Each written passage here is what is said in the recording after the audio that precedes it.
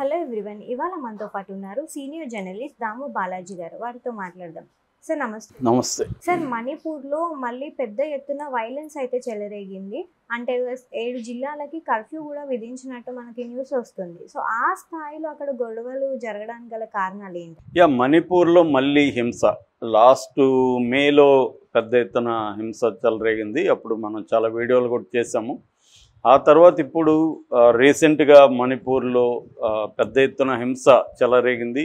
దాదాపు 7 జిల్లాల్లో కర్ఫ్యూ విధించారు.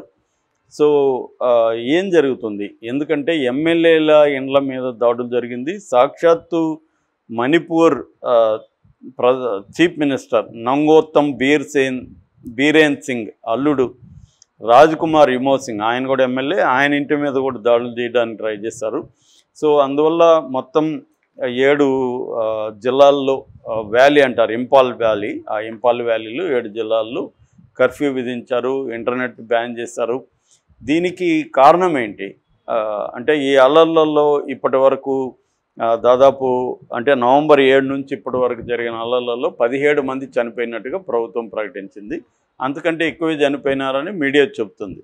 ఏదేమైనా చాలామంది అయితే చనిపోయారు. దీనికి కారణం ఏంటంటే ఇమ్మీడియట్ కారణం చెప్తాను, దాని తర్వాత దీని ప్రాబ్లం ఏంటనేది నేను చెప్తాను. ఇమ్మీడియట్ కారణం ఏంటంటే నవంబర్ 11న ఈ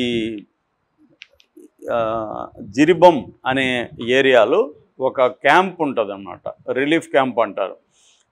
ఈ క్యాంప్స్ మణిపూర్లో చాలా చోట్ల గవర్నమెంట్ పెట్టింది. అంటే వాళ్ళు ఇల్లు కోల్పోయిన వాళ్ళు, లేకపోతే వాళ్ళ ఫ్యామిలీస్ని చంపేసి ఉంటే వీళ్ళు అనాథలుగా మిగిలిపోయిన ఇలాంటి వాళ్ళకంతా క్యాంపస్ పెట్టారు. అలాంటి క్యాంపస్లో మైతీ ఫ్యామిలీ, అక్కడ ఏంటంటే మణిపూర్లో ప్రధానంగా 2 తెగలు ఉంటాయి, మైతీలు, కుకీలు. కుకీ జో అంటారు వాళ్ళని, కుకీలు జోలు. బ్రాడ్గా మనం మైతీలు కుకీలు అని చెప్పుకోవచ్చు. మిగతావి కూడా నాగాసు ఇలాంటి ట్రైబ్స్ కూడా అక్కడ ఉన్నాయి. ప్రధానంగా ఈ 2 తెగలు ఉంటారు అనమాట. వీళ్ళిద్దరి మధ్య వారు జరుగుతుంది. అది ఎందుకు జరుగుతుంది అనేది నేను తర్వాత చెప్తాను. అయితే ఇప్పుడు ఏమైందంటే ఈ కుకీ మిలిటెంట్స్ ఈ మైతీకి సంబంధించిన ఒక 6 మంది స్త్రీలను పిల్లలను ఈ జిరిబం క్యాంపులో నుంచి నవంబర్ 11వ తేదీ ఎత్తుకుపోయారు. అప్పటి నుంచి వీళ్ళు మిస్ అయ్యారు, ఏమయ్యారో తెలియదు. అయితే ఇప్పుడేమైంది, ఈ అస్సాం బార్డర్లో, మణిపూర్ అస్సాం బార్డర్లో బరక్ నది అని ఉంది. ఆ బరక్ నది దగ్గర వీళ్ళ శవాలు దొరికాయి. ఎవరి శవాలు? ఈ 6 మంది స్త్రీలు పిల్లల శవాలు దొరికాయి. దాంతో ఒక్కసారిగా మైతీలలో ఆగ్రహం కట్టలు దించుకుంది. మైతీలు ఇంపాల్ వ్యాలీలో మైతీలు డామినేషన్ ఉంటుంది. వీళ్ళు పెద్ద ఎత్తున హింసకి పాల్పడడం, అక్కడ పక్కనున్న కుక్కీల్ని ఇండ్లకి నింపులు పెట్టడం, వాళ్ళని చంపడం, అట్లాగే ఎమ్మెల్యేల స్థాయికి వెళ్ళి వాళ్ళ ఇండ్లను కూడా ధ్వంసం చేస్తానని చెప్పడం, ఇది పెద్ద ఎత్తున ఒక్కసారిగా చెలరేగేసరికి ఇప్పుడు కర్ఫ్యూ పెట్టారు. తర్వాత అనేక CADF అంటారు, అంటే సెంట్రల్ పోలీస్ అన్నమాట, ఆర్మ్డ్ పోలీస్ ఫోర్స్, CAPF. ఈ ఫోర్సులు దాదాపు 218 కంపెనీలని అక్కడ దించారనమాట. అవి కాకుండా CRPF 15 కంపెనీస్ ఉన్నాయి. తర్వాత BSF బార్డర్ సెక్యూరిటీ ఫోర్సు, ఇదొక 5 కంపెనీస్. పెద్ద స్థాయిలో మిలిటరీని అక్కడ దించి కంట్రోల్లోకి తీసుకురావడానికి సిచ్యువేషన్ని ట్రై చేస్తున్నారు. హోంశాఖ, సెంట్రల్ హోంశాఖ కూడా దీన్ని గైడ్ చేస్తుంది. అయితే దీనికి కారణము ఏంటి అనుకున్నప్పుడు ప్రధానంగా మనకి లాంగ్ టర్మ్ కారణాలు చూసుకున్నప్పుడు బ్రిటిష్ వాళ్ళకు ముందు కూడా ఈ బ్రిటిష్ వాళ్ళు రాకముందు కూడా మణిపూర్లో ఏంటంటే ప్రధానంగా 2 వర్గాలు ఉండేవి. మైతీ రాజులు పరిపాలించేవాళ్ళు. బార్డర్ అంతా, కొండలంతా కూడా ట్రైబల్స్, కుకీలు, నాగాలు వీళ్ళు ఉండేవాళ్ళు. అంటే విదేశీ దాడులని అడ్డుకునేవాళ్ళు ఈ కుకీలు, నాగీలు. అందువల్ల ఇక్కడున్న రాజులు వాళ్ళని కొంత మంచిగా చూసుకునేవాళ్ళు. ఎందుకంటే వాళ్ళు ఉండడం వల్ల చుట్టుపక్కల బార్డర్స్లో ఈ మైతీలు ఉన్న ఇంపాల్ లోయ ఏదైతే వ్యాలీ ఉందో ఇది సారవంతమైన ల్యాండు. ఇక్కడ ఉద్యోగాలు కానీ, ఇన్ఫ్రాస్ట్రక్చర్ కానీ అన్నీ బాగా అభివృద్ధి, వెల్ డెవలప్డ్ ల్యాండ్ అనమాట. సో ఇట్లా ఉండేది రాజుల కాలంలో. తర్వాత బ్రిటిష్ వాళ్ళు వచ్చారు. బ్రిటిష్ వాళ్ళకు వ్యతిరేకంగా కూడా కుకీలు 1917 నుంచి 19 వరకు పెద్ద ఎత్తున తిరుగుబాటు చేశారు. మన దేశంలో అనేక చోట్ల గిరిజనులు కూడా మనకి అల్లూరి సీతారామరాజు, బిర్సా ముండా ఇలాంటివి మనం చాలా వినుంటాం కదా. ఇలాగా ఉద్యమాలు జరిగాయి. సో దాంతో ఏం చేశారంటే బ్రిటిష్ వాళ్ళకి ముందు నుంచి కూడా వాళ్ళకి విభజించు పాలించనే ఒక రూల్ ఉంది. మనుషుల్ని విభజిస్తే వాళ్ళు కొట్టుకుంటుంటారు అనేది బ్రిటిష్ వాడు ప్లాన్ అన్నమాట. అలాగే వాళ్ళు ఏం చేశారు, మైథిలిని వ్యాలీ అండ్ హిల్ అనే డివైడ్ చేసేసారు. హిల్స్లంతా కుకీలు వీళ్ళు ఉంటారు, నాగాసు, వ్యాలీలేమో వీళ్ళని పెట్టారు. ఇలాగా విభజించి పాలించే వల్ల వీళ్ళ గొడవలు పెరిగాయి. ఆ తర్వాత మనకి 47లో ఇండిపెండెన్స్ వచ్చినా కూడా ఇది ప్రిన్సిలీ స్టేట్గానే మణిపూర్ ఉండిపోయింది 49 వరకు. ఇప్పుడు హైదరాబాద్ కూడా 48లో కలిసింది. అలాగా అప్పుడు ఏంటంటే బ్రిటిష్ వాళ్ళు మన దేశాన్ని వదిలిపోయే సమయానికి దాదాపు 500 ప్రిన్సిలీ స్టేట్స్ అంటారు వాటిని. అంటే వివిధ జమీందారులు కావచ్చు, రాజులు కావచ్చు పరిపాలించిన ప్రాంతాలు. అలాగా ఇది కూడా 1949లో ఇండియాలోకి వచ్చింది మణిపూర్.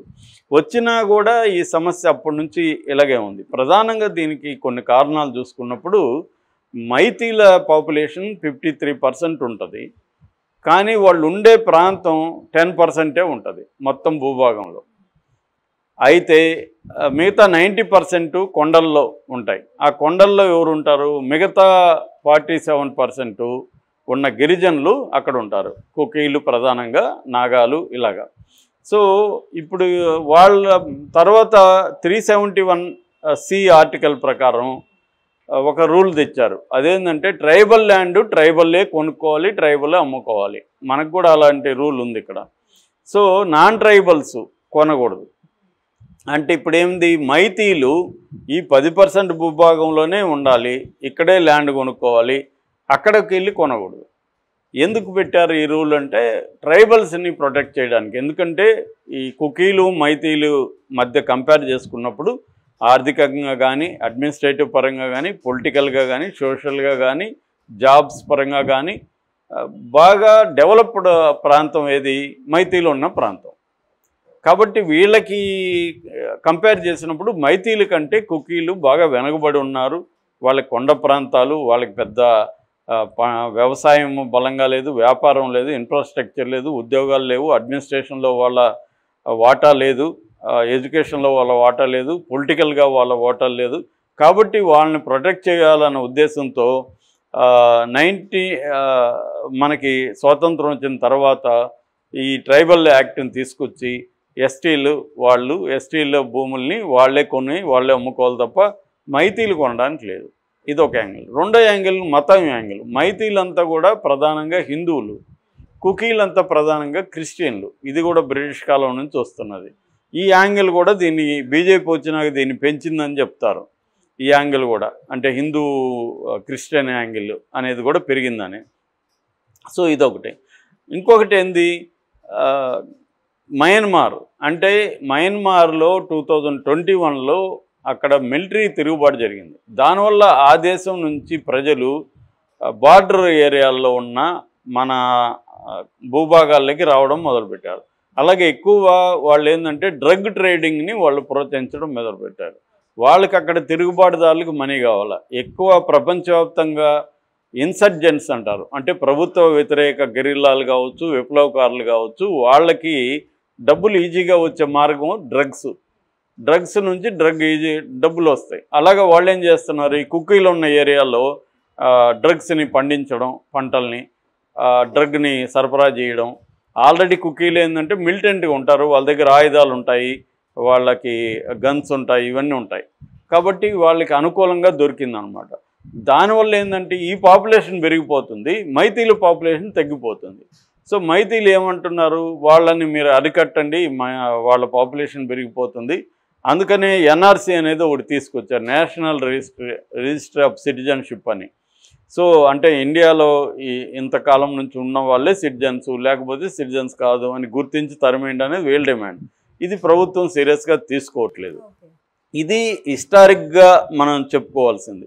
అంటే మైతీల వైపు నుంచి మనం ఆలోచిస్తే మైతీలకి ఏంటంటే ల్యాండ్ మాకు 10% ల్యాండే ఉంది, మేము ఇంకా అటు వెళ్ళడానికి లేదు, ఎక్స్టెండ్ అవ్వడానికి లేదు.